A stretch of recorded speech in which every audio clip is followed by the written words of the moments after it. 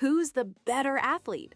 Someone who makes 4 out of 5 shots or 17 out of 20? Which deal is better? A $10 discount on a $50 jacket or 20% off a $100 pair of boots? In life, we're constantly forced to compare things that aren't the same size. It's confusing. But there's a tool that clears the fog: percentages. Think of percentages as a universal translator.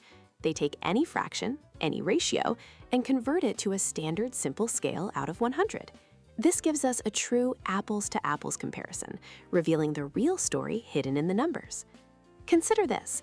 Sarah scores 18 out of 20 on her math test. James scores 22 out of 25.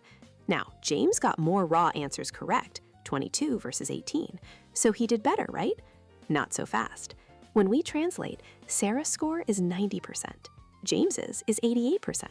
Sarah was the better performer, proving that a higher number doesn't always mean a higher rate of success. This skill is your secret weapon when shopping. A store offers $15 off any $60 purchase. Another offers 20% off everything. On that $60 item, the first store is actually giving you a 25% discount. 15 is a quarter of 60. It's the better deal, hidden in plain sight. It even works for analyzing large groups. A school with 1,000 students has 50 absent. A smaller school of 200 has 15 absent. The raw number, 50, seems worse, but the absence rate at the smaller school is actually higher, at 7.5% versus the larger school's 5%. So the next time you see competing stats or confusing discounts, remember to look past the surface numbers, convert them to percentages.